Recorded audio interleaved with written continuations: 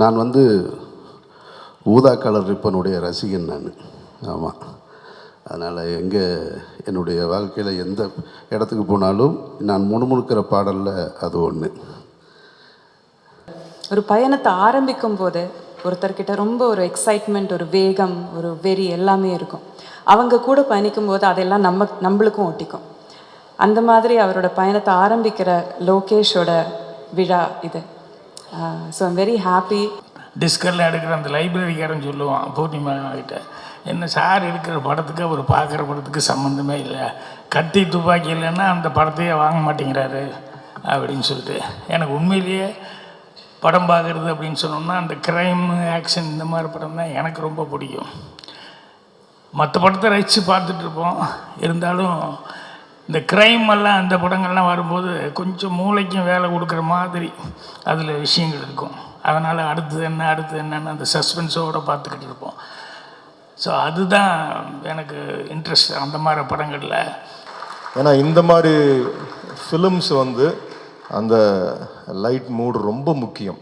அது என்ன மாதிரி அந்த அந்த every shot as a purpose, அந்த லைட்டோட லென்ஸோட பர்பஸ் ரொம்ப முக்கியம், அது லைட்டோட பர்பஸ் ரொம்ப முக்கியம். அதை ரொம்ப உணர்ந்து அழகாக பண்ணியிருந்தாப்புல Karthik. Thank you so much sir. Tamil சினிமாவுடைய எல்லா லாங்குவேஜுமே, but especially when it comes to cinema, அந்த எமோஷ்னல் லேண்ட்ஸ்கேப்பில் இவங்களோட அந்த performance as a wife, as a lover, as a daughter, as a sister, ஒரு ஸ்ட்ராங் வில்ட் உமனாக படத்தில் மட்டும் இல்லை நேச்சுரலாகவே பார்த்துக்கிட்டிங்கன்னா ரொம்ப ரொம்ப தாட்ஃபுல்லான ஆக்டர். அதனால தான் நான் முன்னாடியே சொன்னேன், அவங்க இன்றைக்கி தக் லைஃப் இல்லை, அவங்க அன்னைக்கே தக் லைஃப் அப்படின்னு சொல்லிட்டு. அபிராமி அவர்களை அன்புடன் பேச அழைக்கிறேன். எல்லோருக்கும் மாலை வணக்கம். இந்த அழகான விழாவுக்கு மரியாதை செலுத்த வந்திருக்கும் பத்திரிகை ஊடக நண்பர்களுக்கு ஒரு ஸ்பெஷல் வணக்கம். ரொம்ப நன்றி இங்கே வந்ததுக்கு. ரொம்ப சந்தோஷமாக இருக்குது எனக்கு. ஒரு பயணத்தை ஆரம்பிக்கும் போது ஒருத்தர்கிட்ட ரொம்ப ஒரு எக்ஸைட்மெண்ட், ஒரு வேகம், ஒரு வெறி எல்லாமே இருக்கும். அவங்க கூட பயணிக்கும் போது அதெல்லாம் நம்மளுக்கும் ஒட்டிக்கும். அந்த மாதிரி அவரோட பயணத்தை ஆரம்பிக்கிற லோகேஷோட விழா இது. So I'm very happy. லோகேஷோட முதல் படத்தில் எனக்கும் வாய்ப்பு தந்ததுக்கு thank you so much. Imman sir, you the star of the night. உங்களை பற்றி சொல்லவே வேண்டாம். மேட் பி மெலடி சாங் ஆகட்டும், இல்லை ரேப் சாங் ஆகட்டும், இல்லை குத்து சாங் ஆகட்டும், அது எல்லாமே நீங்கள் பண்ணியிருக்கீங்க. And so many beautiful songs நீங்கள் தந்திருக்கீங்க. இதுலேயும் ரொம்ப அழகான சாங்ஸ் அமைச்சு தந்திருக்கீங்க. ரொம்ப ரொம்ப நன்றி. அக்பர் சார் எங்கெங்கேயோ இருந்தார், எங்கே இருக்காருன்னு தெரியல. பட் அக்பர் சாரோட ஒர்க் பண்ணுறது எந்த ஒரு ஆர்டிஸ்ட்டுக்குமே ரொம்ப கம்ஃபர்டபுளான ஒரு விஷயம். ரொம்ப நல்லா பார்த்துக்குவார். ஸோ அவரோட டீமில் ஒரு பாகமாகினதுக்கு எனக்கு ரொம்ப சந்தோஷமாக இருக்குது. And all of my co actors, ஒருத்தரை மட்டும் சொல்ல தெரியல, ஏன்னா நான் அந்த படம் பார்த்துருக்கேன். Everybody has done an amazing job. But இங்கே வந்திருக்கிற எல்லாரையும் நான் குறிப்பிட்டு சொல்லணும். Riya, amazing job. உங்களை சில நேரங்கள்லேயே எனக்கு ரொம்ப பிடிச்சிருந்தது. You had one of the best roles. Rithvika, I told you, நான் உங்கள் பெரிய fan. Very very convincing job. Dileepan, amazing performance. And Naveen, a fan. I'm a fan of yours. இதுலேயும் கலக்கியிருக்கீங்க. அவ்வளோ ரெஸ்ட்ரெயின்டாக ஒரு விஷயத்தை கூட வெளியில் விடாமல் எப்படி எல்லாத்தையும் உங்கள் ஃபேஸுக்கு பின்னாடி தான் எல்லா இமோஷன்ஸும் ஓடும். அது அவ்வளோ அழகாக பண்ணியிருக்கீங்க. ரொம்ப ரொம்ப அழகாக ஆல் ஆஃப் அஸ் நாங்கள் நல்லா மெனக்கெட்டிருக்கோம்.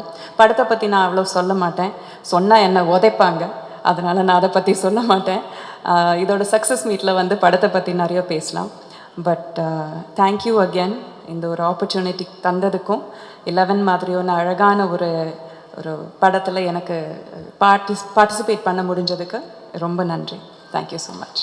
தி சோல் ஆஃப் ரா சினிமா அப்படின்னு நிச்சயமாக இந்த டிரெக்டரை சொல்லிடலாம். அந்த அளவுக்கு அந்த மண் சார்ந்த திரைப்படங்கள் வரும்போது நிறைய ஆக்டர்ஸ்க்கு பெஸ்ட்டான ஃபிலிம்ஸ் சில டைரக்டர்ஸ் கிட்ட தான் அமையும். பெரிய பெரிய எல்லா ஆக்டர்ஸுக்குமே பார்த்துக்கிட்டிங்கன்னா டெஃபினெட்லி சாரோட படங்கள் தான் இன்றைக்கு வரைக்கும் அவங்களோட மிகச்சிறந்த படங்களாக இருக்குது. ராம், பருத்தி வீரன் போன்ற படங்களாகட்டும், அவர் நடிக்கக்கூடிய படங்களாகட்டும், அண்ட் அவர் பேசக்கூடிய மேடைகளாகட்டும், எல்லாமே அனல் பறக்கக்கூடிய விஷயங்களாகத்தான் இருக்கும். டிரெக்டர் அமீர் அவர்களை அன்புடன் மேடை கழைக்கிறோம். அரங்கத்தில் இருக்கும் அனைவருக்கும் இறைவன் புறத்திலிருந்து சாந்தியும் சமானம் உண்டாகட்டும். இந்த திரைப்படத்தின் நாயகன் நவீன் சந்திரா அவர்களுக்கும், இசையின் நாயகன் இமான் அவர்களுக்கும், ஒட்டுமொத்த இந்த விழாவின் நாயகன் அக்பர் சார் அவர்களுக்கும் என்னுடைய வாழ்த்துக்கள். உண்மையிலே இந்த திரைப்படம் குறித்து அல்லது இதில் பணியாற்றியவர்களை பற்றி எனக்கு அதிக பரிச்சயம் இல்லை, பழக்கம் இல்லை. அக்பர் சார் மட்டும்தான் தெரியும். அவர் தான் இந்த விழாவுக்கு அழைக்கும் பொழுது எப்படியாவது வந்துருங்கன்னாரு. வந்ததுக்கு பின்னாடி தான் தெரியுது எல்லார்ட்டையும் இதே மாதிரி தான் சொல்லியிருப்பார் போல இருக்கு. மொத்த திரையுலகையும் கூட்டிகிட்டு வந்து மேடையில் நிறுத்தியிருக்காரு. அவரை எனக்கு தனிப்பட்ட முறையில் ரொம்ப பழக்கம். நான் வந்து ஊதா கலர் ரிப்பனுடைய ரசிகன் நான். ஆமாம். அதனால் என்னுடைய வாழ்க்கையில் எந்த இடத்துக்கு போனாலும் நான் முணுமுணுக்கிற பாடலில் அது ஒன்று. இங்கே மேடையில் பேசின மதுரை அழகர் சார் பற்றி உங்களுக்கு அதிகம் பரிச்சயம் இருக்காது. அவர் ஒரு படத்தை நல்லா இருக்குது அப்படின்லாம் அவ்வளோ சீக்கிரம் சொல்லிட மாட்டார். 2 வரியில் பேசினாலும் இந்த படத்தை நல்லா இருக்குன்னு சொல்லி டிஸ்ட்ரிபியூஷன் பண்ணியிருக்காருன்னா படம் நல்லா இருக்குன்றது தான் உண்மையான செய்தியாக இருக்குன்னு நினைக்கிறேன். இந்த திரைப்படத்தோட தொடர்புடைய ஒரு தம்பி ஒருத்தன் ஏற்கனவே இந்த படத்தை பற்றி என்கிட்ட சொன்னான். ஒரு படம் அந்த மாதிரி நவீன் சந்திரா நடிச்சிருக்காரு, 11 ஒரு படம், ரொம்ப நல்லா இருக்குண்ணே அப்படின்னா. அப்படியான்னு கேட்டேன். ஆனால் இந்த படத்தை அக்பர் சார் தான் ப்ரொடியூஸ் பண்ணியிருக்காருன்றதுலாம் தெரியாது எனக்கு. அவர் ஒரு ஃபங்க்ஷன் கூப்பிட்டாரு, சரி அவர் கூப்பிட்டாருன்னு தவிர்க்க முடியாமல் வந்துட்டேன். வந்து பார்த்தா இங்கே பிரபு சாலமன் இந்த படத்தில் உள்ளே இருக்காருன்றது, கிரியேட்டிவ் ப்ரொடியூசராக இருக்காருன்றது இப்போ தான் தெரியுது எனக்கு.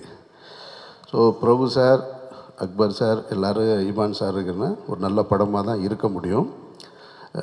இவர் டி சிவா சார் சொன்னது மாதிரி அவர் பெரிய பெரிய திரையுலக ஜாம்பவான்களுக்கு எல்லாமே ஆடிட்டராக இருக்கிறவர். கமல் சார்லேருந்து வெற்றிமாறலேருந்து இன்னும் பல்வேறு ஆட்களுக்கு. ஸோ அப்போ வரவு செலவு கணக்கு எழுதியிருப்பார். அப்போது எவ்வளவு லாபம் சம்பாதிச்சிருக்காங்க, எவ்வளவு நஷ்டம் அடைஞ்சிருக்காங்கன்னு அவருக்கு தெரியும். அதையும் தாண்டி திரைப்படத்துறையில் இருக்காருன்னா அவருக்கு சினிமா மேலே இருக்கிற அந்த பேஷன்னு நான் நம்புகிறேன் நான். அதனால தான் அப்படி படத்தை எடுத்துருக்க பிடிச்சிது. நிச்சயமாக காட்சிகளை பார்க்கும் பொழுது பாடல் காட்சி, அந்த பாட்டு ரொம்ப பிரமாதமாக இருந்தது. ஆண்ட்ரியாவை ரசிக்கிறதை விட இமான் சாரை ரசிக்கலான்னு நினைக்கிறேன் நான். கிட்டத்தட்ட அந்த பேன் இண்டியா மூவிலெல்லாம் ஒரு ஐட்டம் சாங் பண்ணுற அளவுக்கு கெப்பாசிட்டி இல்லை. உண்மையிலே சொல்கிறேன், ரொம்ப கிரேஸ்ஃபுல்லாக இருந்தது. பாட்டு ரொம்ப நல்லா இருந்தது சார். அந்த பாட்டும் நல்லா இருந்தது. ட்ரெய்லர் காட்சிகளை பார்க்கும் பொழுது ஒரு ஹாரர் ஃபிலிமுக்கான அந்த தகுதியோடு இந்த படம் இருக்கிறத நான் நம்புகிறேன். நான் எப்படி போர்த்தொழில் ராட்சசன்லாம் அந்த சீட்டோட எட்ஜில் நம்மளை உட்கார வச்சதோ அதுபோல் இந்த படமும் இருக்கும்னு நான் நம்புகிறேன். அந்த வரிசையில் இந்த படம் வெற்றி பெறணுன்றது என்னுடைய வாழ்த்துக்கள். மற்றபடி சொல்கிறதுக்கு ஒன்றும் இல்லை, நிறைய உழைப்பு இருக்குது தெரியுது. அந்த உழைப்பு உங்களுக்கு வெற்றியாக வந்து சேரணும். அக்பர் சார் தொடர்ந்து நீங்கள் படம் பண்ணணும். நவீன் சந்திரா இன்னும் நிறைய திரைப்படங்களில் நீங்கள் நடிக்கணும். இமான் சார் தொடர்ந்து ஆடணும், பாடணும். இமானோட ஒர்க் பண்ணணும்னு எனக்கு ரொம்ப ஆசை. நான் என்னுடைய அசிஸ்டண்ட் உங்ககிட்ட ஒர்க் பண்ண ஒரு படம், அப்போ இருந்து கும்கியோடைய பாடல்களை வந்து இந்த படம்லாம் தொடங்குறதுக்கு முன்னாடி மொத்தமாக ஒரு 5 பாட்டையும் கையில் வச்சுக்கிட்டு பிரபு சாலமன் எங்ககிட்ட ஈசிஆரில் ஒரு இடத்துல காமிச்சார். படம்லாம் இப்போ ஆரம்பிக்கவே இல்லை, வெறும் பாட்டு மட்டும்தான் இருந்தது. இந்த 5 பாட்டு கேட்டு அப்போ நான், கௌதம் மேனன், இன்னும் நிறைய டைரக்டர்ஸ் இருந்தோம், ஒரு இடத்துல உட்காந்துருந்தோம். ஒரு மீட்டிங்காக, டைரக்டர்ஸ் மீட்டிங்காக அப்போ காமிச்சார். அப்போ காரில் வரும்போது என்கிட்ட அண்ணே நீங்கள் கேளுங்கன்னாரு. ஏன்னா 5 பாட்டு 6 பாட்டுமே ஹிட்டு பாட்டாக கொடுத்துருக்காரு. அப்போவே தெரிஞ்சிருச்சு அந்த படம் வெற்றின்றது. ஸோ அதுபோல் உங்களுடைய உழைப்பு இந்த படத்தை மக்களிடத்தில் கொண்டு போய் சேர்க்கும்னு நம்புகிறேன். இந்த படம் ஒரு நல்ல திரைப்படமாக வந்து ரசிகர்களை கவர்ந்து வெற்றியடைய என்னுடைய நெஞ்சார்ந்த வாழ்த்துக்கள். நன்றி. Thank you so much sir. அடுத்ததாக இந்த இயக்குனர் நமக்கு ரொம்ப அழகாக நம்ம பார்க்காத, நம்ம யோசிச்சு பார்க்காத மனிதர்களுடைய கதைகளை கொடுத்துருக்காங்க. ஒரு யானை பார்ப்போம், ஆனால் அந்த யானை பக்கத்தில் இருக்கக்கூடிய மனிதரோட வாழ்க்கை எப்படி இருக்குன்னு நம்ம பார்த்ததில்லை. அண்ட் முக்கியமாக பேப்பரில் ஒரு நியூஸ் பார்ப்போம், யாரோ கைதுன்னு. பட் அந்த கைதுக்கு பின்னாடி என்ன விஷயம் இருக்குது அப்படின்னு நம்ம பார்க்குறதில்ல. கிராமத்து காதல்களில் எத்தனையோ அழகான காதல்கள் இருக்குது. அந்த காதலுக்கு பின்னாடி இருக்கக்கூடிய அந்த பெயின் பற்றி நம்ம யோசிக்கிறதில்ல, ஜஸ்ட் கடந்து போயிடுறோம். பட் நம்மளோட லைஃப்லேருந்து டோட்டலி டிஃப்ரெண்ட்டான ஒரு லைஃப் எடுத்துகிட்டு வந்து ஒவ்வொரு முறையும் நம்மளை சர்ப்ரைஸ் பண்ண வைக்கிறதும், நம்மளுடைய மனசை உருக வைக்கிற அளவுக்கு அந்த சினிமாவோடய க்ளூட் ஆகிடுவோம். ஒரு 2-3 நாள் நிச்சயமாக தூக்கம் வராது. அந்த மாதிரி அழகான படங்கள் கொடுத்த இயக்குனர் 11 படத்தின் கிரியேட்டிவ் ப்ரொடியூசர் பிரபு சாலமன் சார் அவர்களை அன்புடன் மேடை கிடைக்கிறோம். Thank you Jesus. உங்கள் எல்லாரையும் சந்திக்கிறதுல அவ்வளோ சந்தோஷம். வந்திருக்கிற பத்திரிகை, ஊடக, இணையதள நண்பர்கள் எல்லாருக்கும் வணக்கம். இது என்னை பொறுத்த வரைக்கும் அக்பர் சாரோட நான் வந்து சில நேரங்களில் சில மனிதர்கள்லேருந்து செம்பி தொடர்ந்து அவரோடே நான் பயணித்துட்டு இருக்கேன். இந்த கதை லோகேஷ் முதலாவது வந்து சொன்னப்பே வந்து ஒரு ஸ்ட்ரைக்கிங்காக இருந்துச்சு. இது எப்படி எக்ஸிக்யூட் பண்ண போகிறாங்க, இதற்கான ஆர்டிஸ்ட் முதல்ல எப்படி, ஏன்னா இதுக்குள்ளே ஒரு ஒரு டபுள் டைமென்ஷன் ஒரு ட்ராவல்லாம் இருக்குது. ரொம்ப இன்ட்ரெஸ்டிங்கான பிளேவாக இருக்குது. யார் பண்ணுவான்றப்போ ரொம்ப தேடிக்கிட்டு இருந்தப்போ நவீன் சந்திரா உண்மையிலுமே நான் படம் பார்த்துட்டேன். ஒரு ரொம்ப இப்போ இன்றைக்கி சமகாலத்தில் அந்த கேரக்டரை ஹோல்டு பண்ணி ஒவ்வொரு ஃப்ரேமும் அந்த ஸ்டோரிக்குள்ளே வச்சுருக்கிற சில நடிகர்கள் தான் இருக்காங்க. அந்த வரிசையில் நவீன் சந்திரா கண்டிப்பாக வருவாப்புல. ஏன்னா ரொம்ப அழகாக பண்ணியிருந்தாப்புல. அது கொஞ்சம் மிஸ் ஆனாலும் அது நமக்கு அதோட ஜெல்லை பார்க்க முடியாது. அதே மாதிரி அதை நடித்த எல்லாருமே நடிகைகள், இப்போ ரே ஆகட்டும், அவங்க சகோதரி அண்டு அபிராமி மேம், இவங்களாம் ரொம்ப அழகாக அந்த கேரக்டரை ஹோல்ட் பண்ணி அழகாக பண்ணியிருந்தாங்க.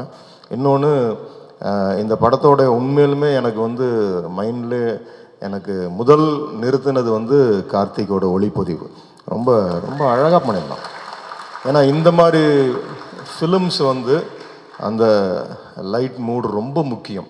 அது என்ன மாதிரி அந்த every shot as a purpose, அந்த லைட்டோட லென்ஸோட பர்பஸ் ரொம்ப முக்கியம், அது லைட்டோட பர்பஸ் ரொம்ப முக்கியம்.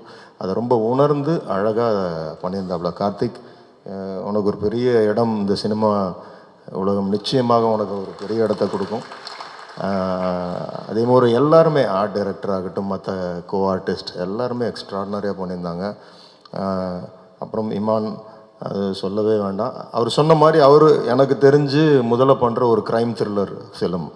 ஸோ அது ஒரு பெரிய டிஸ்கஷன் டைரக்டரோட அவருக்கு போச்சு. இது எந்த அளவுக்கு வந்து ரொம்ப நாய்ஸியாக இல்லாமல் மியூசிக்கில் எஃபெக்ட்ஸில் என்னென்ன பண்ண முடியும், அது படம் பார்க்குறப்ப என்னால் உணர முடிஞ்சு.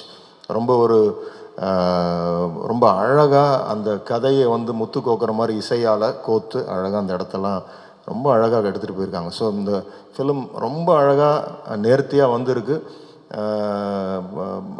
ஸோ இது May 16 அன்னைக்கு உங்கள் கைக்கு வரப்போ நிச்சயமாக அதற்கான ஒரு அங்கீகாரத்தை ஆடியன்ஸ் கொடுப்பாங்கன்ற நம்பிக்கை இருக்குது. ப்ரெஸ் அண்ட் மீடியா, நீங்கள் இந்த மாதிரி சின்ன சின்ன ஃபிலிம்ஸ் எல்லாம் கொண்டு போய் சேர்க்கறதுக்கு ஒரு பெரிய என்கரேஜ்மெண்ட்டாக இருப்பீங்க. அக்பர் சாரை பற்றி நிறைய சொல்லணும், நேரம் பத்தாது. ஸோ இங்கே வந்த நோக்கம், இந்த திரைப்படம், இந்த குழு நல்லபடியாக இந்த திரைப்படம் ஓடணும். இந்த டீம் எல்லாருமே they must flourish in this year. நல்ல பிஸியாக இருக்கணும். From my bottom of my heart I bless every one. Thank you so much. Thank you so much Riya Hari அவர்களுக்கு. தற்பொழுது நான் ஏற்கனவே சொன்ன மாதிரி இங்கே அன்பின் காரணமாக நிறைய பேர் 11 திரைப்படத்திற்கு சப்போர்ட் பண்ண வந்திருந்தாங்க. தயாரிப்பாளர் ரியா ஹரி சொல்லும்போது மேடை நிறைந்திருந்தது. அந்த மேடையில் அனைத்து இயக்குநர்களுக்கும் சினிமா லவர்ஸின் ஆசானாக என்றைக்குமே குரு அண்ட் மென்டராக இருக்கக்கூடியவர் நிச்சயமாக திரு கே பாகிரத் சார் அவர்களை பணிவன்புடன் மேடைக்கு அழைக்கிறேன். மொத்தமாக நிக்கில் என்ன படத்துக்கு ஆடியோ இதுக்கு வரணும்னு சொல்லி கூப்பிட்டு, நீ சாதாரணமாக கேட்குற மாதிரி கேட்டேன், என்ன மாதிரி டைப் படம் அப்படின்னு. அப்புறம் க்ரைம் அப்படின்னு சொல்லி சொன்னாப்புல. நான் படம் பண்ணுறதுக்கும் நான் படம் பார்க்குறதுக்கும் சம்மந்தமே இல்லை.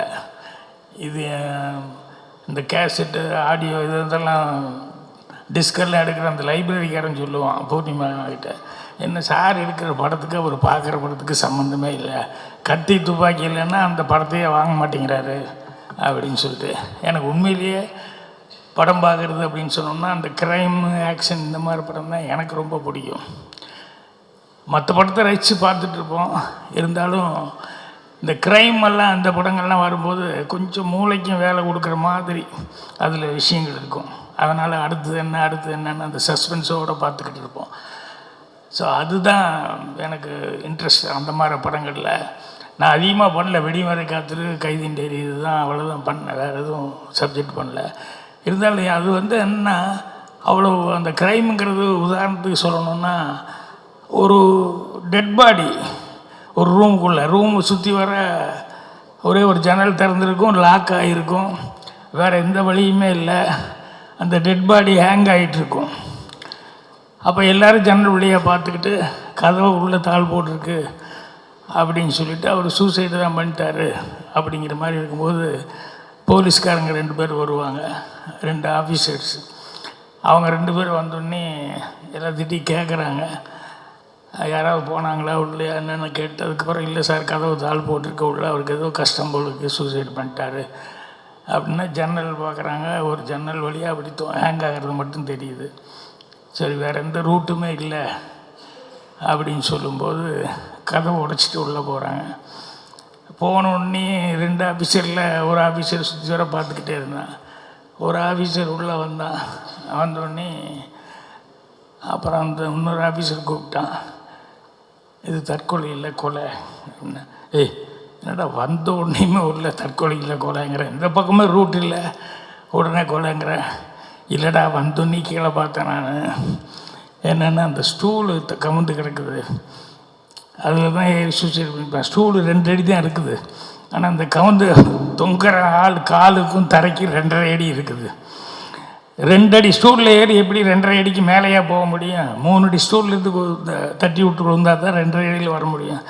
இவன் 2 அடி ஸ்டூல் தான் இருக்குது, 2.5 அடி மேலே இருக்கான். அப்படின்னா அப்போ என்ன, எங்கேயோ போட்டு இதை பண்ணி இங்கே ஒன்று ஹேங் பண்ணிட்டாங்க அப்படின்னு. ஸோ அந்த மாதிரி மூளைக்கு வேலை கொடுக்க மாதிரி நம்ம கொஞ்சம் நேரம் வரைக்கும் நமக்கு ஒரே டென்ஷனாக இருக்கும். இப்படி தான் அந்த க்ரைம் படங்கள் பார்க்கும்போது அந்த அளவுக்கு இன்ட்ரெஸ்டிங்காக இருக்கும்.